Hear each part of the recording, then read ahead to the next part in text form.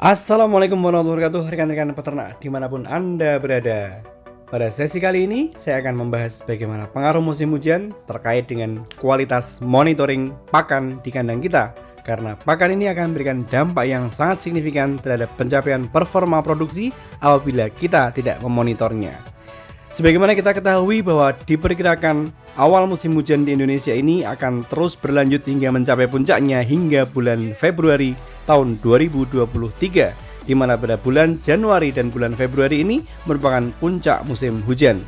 Bahkan Badan Meteorologi dan Geofisika telah memperkirakan bahwa terus akan bertambahnya curah hujan semakin meningkat ini akan menyebabkan kondisi di negara kita terancam banjir dengan intensitas yang lebih tinggi dibandingkan dengan tahun-tahun sebelumnya. Hal ini terjadi karena kombinasi dari kedua fenomena La Nina dan IOD negatif akan berkontribusi memberikan dampak peningkatan curah hujan yang sangat signifikan. Beberapa kondisi tersebut harus diantisipasi lebih rinci dari sisi teknis pemeliharaan di kandang, namun di balik itu semua kita harus monitor juga kualitas pakan kita sehingga bisa memberikan kontribusi yang baik terhadap pencapaian performa. Ada satu hal yang mana para peternak kurang begitu memperhatikan faktor yang berhubungan dengan pellet durability index. Karena hal ini tidak semua mengetahui, maka pada sesi video kali ini akan saya bahas lebih rinci apa yang dimaksud dengan pellet durability index dan hal tersebut berdampak terhadap kualitas pencapaian performa di kandang kita. Nice.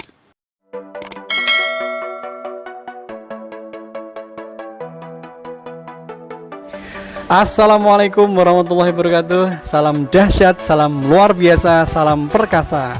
Masih bersama saya dengan Dr. Eko. Pada kesempatan sesi video kali ini kita akan membahas bagaimana pengaruh pellet durability index, di mana pellet durability index ini menjadi salah satu faktor yang harus kita perhatikan dalam rangka untuk memonitor kualitas pakan yang kita pakai.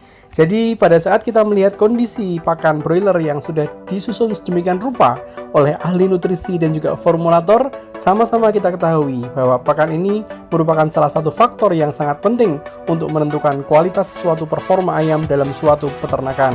Selain itu juga adanya komposisi yang sesuai dengan aturan dan juga keseimbangannya, tidak hanya sekedar makro molekul namun juga mikro molekul sudah disusun sedemikian rupa terkait dengan kebutuhan karbohidrat, protein, lemak, vitamin, mineral, dan yang lain-lainnya juga harus setimbang.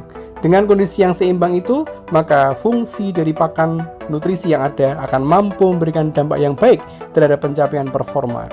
Namun pada titik tertentu, ketika kita melihat kondisi fisiknya mengalami perubahan, di mana pakan akhirnya mabyur, akhirnya gampang rapuh, dan akhirnya berbentuk seperti mesh, seperti tepung, maka kondisi ini akan menyebabkan total jumlah konsumsi yang akan diharapkan tidak sesuai dengan standar yang kita inginkan, sehingga hal ini akan berdampak terhadap total jumlah konsumsi pakan dan pada akhirnya akan berdampak pula terhadap pertumbuhan ayam. Dan ini menjadi salah satu concern yang harus kita pahami sebagai salah satu titik kritis yang akan berdampak terhadap pencapaian performa.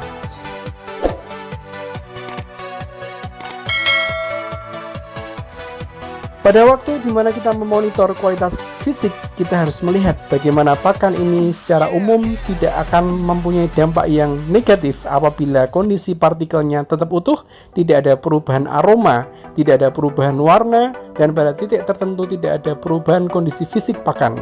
Sebagaimana kita ketahui, pakan finisher ini adalah salah satu pakan yang mempunyai tingkat energi yang paling tinggi dibandingkan dengan pakan starter ataupun pre-starter. Dan pada kebanyakan kasus yang ada di negara kita, baik pakan starter ataupun finisher ini mempunyai bentuk bersifat pellet, di mana kondisi pellet ini akan mempunyai kelebihan di mana pada saat ayam mengkonsumsi pakan dalam bentuk pellet, maka sejumlah nutrisi beserta dengan keseimbangannya akan lebih terjaga dibandingkan berbentuk mesh. Dan ini menjadi salah satu hal yang harus kita monitor dari waktu ke waktu. Namun pada saat-saat tertentu di mana kita melihat pelletnya ini gampang hancur, gampang mabyur, dan mempunyai kondisi di mana akhirnya pellet ini berubah menjadi bentuknya seperti tepung, maka kita harus waspada terhadap situasi di mana pellet durability index atau PDI itu mengalami penurunan Ada beberapa faktor yang menyebabkan PDI itu mengalami penurunan. Yang pertama bisa disebabkan oleh processing pakan itu sendiri yang ada di feed mill.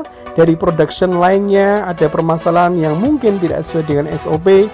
Namun di sisi lain, faktor yang kedua adalah terkait dengan kondisi bahan baku pakan, di mana beberapa kondisi bahan baku pakan yang tidak sesuai dengan komposisi yang tidak tepat, dengan aturan yang diharapkan tidak sesuai dengan formula yang sesungguhnya, maka ini akan berdampak terhadap kemampuan pelet tersebut bisa bertahan dalam jangka waktu yang panjang.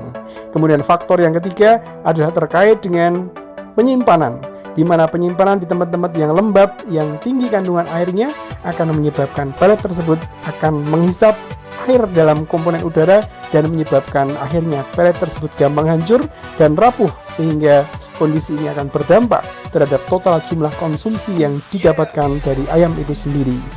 Sehingga pada saat titik tertentu di mana kondisi pelet tersebut hancur, maka komponen nutrisi tersebut tidak terserap. Apalagi di dalam komponen nutrisi tersebut ada bahan-bahan tambahan aditif yang diberikan, termasuk di dalamnya adalah program yang berhubungan dengan pencegahan terhadap penyakit. Seperti halnya pada saat menyusun pakan medicated feed, tentunya ditambahkan beberapa jenis antibiotik dengan dosis pengobatan dan juga antikoksi pula dengan dosis pengobatan. Apabila kondisi partikel tersebut gampang hancur, maka uniformity kandungan obat-obat tersebut tidak akan seragam ketika berubah bentuk dari pelet menjadi mesh, dan ini akan menyebabkan munculnya infeksi sekunder, baik yang disebabkan oleh bakteri ataupun munculnya koksi itu sendiri. Sehingga tidak kritis ketika pelet tersebut berubah menjadi mesh, maka ini tidak cuma sekedar berdampak terhadap jumlah total feed index, namun juga akan berdampak terhadap kemampuan pakan untuk meminimalisir invasi kuman. Karena beberapa strategi medicated feed tentunya ini menjadi salah satu titik kritis, tidak akan memberikan dampak optimal ketika kondisi pelet tersebut hancur lebur, sebagaimana kita lihat berubah menjadi bentuknya mesh ataupun tepung. Tentunya ini menjadi suatu hal yang harus kita perhatikan.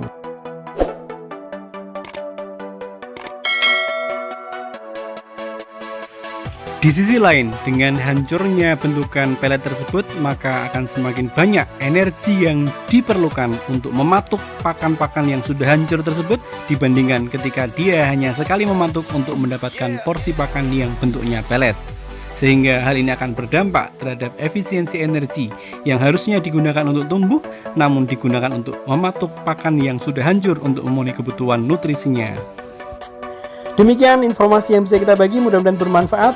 Salam pejuang SPCR. Assalamualaikum warahmatullahi wabarakatuh.